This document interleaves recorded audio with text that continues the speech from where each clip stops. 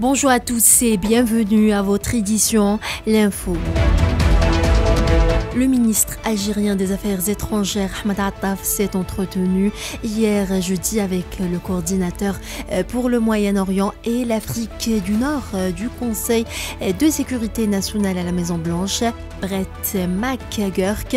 Les deux parties ont passé en revue les derniers développements de la situation au Moyen-Orient, de la question palestinienne et de la crise en Libye.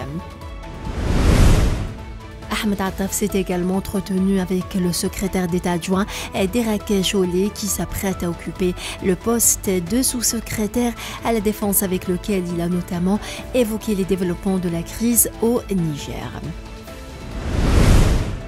Le ministre algérien des Affaires étrangères a également rencontré le président du groupe parlementaire d'amitié États-Unis-Algérie, le membre de la Chambre des représentants, Troy Nels, avec lequel il a passé en revue le développement des relations bilatérales et les perspectives de leur renforcement. Par ailleurs, le chef de la diplomatie algérienne a rencontré des représentants de la communauté algérienne établie aux États-Unis. À cette occasion, Ahmed Attaf a affirmé le souci du président algérien de valoriser la place de la communauté algérienne établie à l'étranger.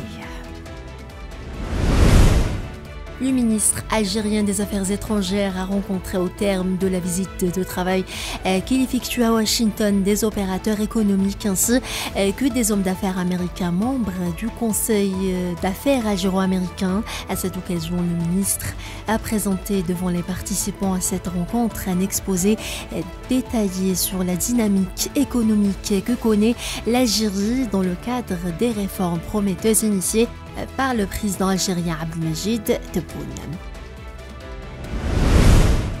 Les résultats positifs obtenus à tous les niveaux ces dernières années exigent plus que jamais la consolidation de la cohésion nationale et le renforcement du frein interne pour parachever le processus d'édification de l'Algérie nouvelle, a affirmé la revue El Jaish dans son dernier numéro.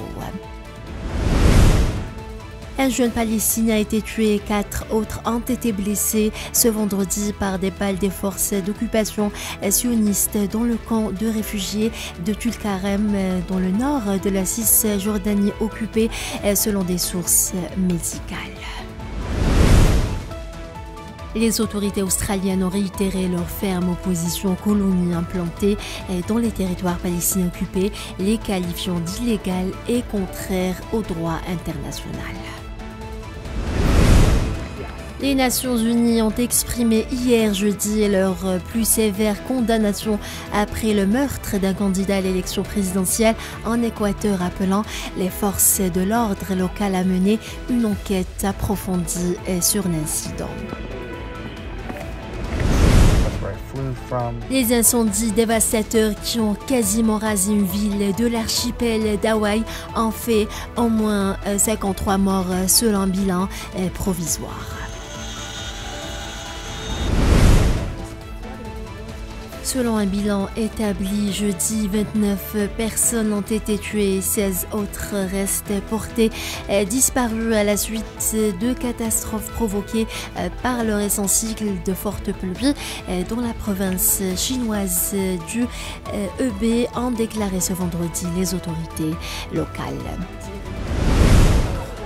Des milliers de médecins hospitaliers anglais entament ce vendredi une grève de 4 jours pour réclamer de meilleurs salaires, un mouvement social supplémentaire touchant un service public de santé.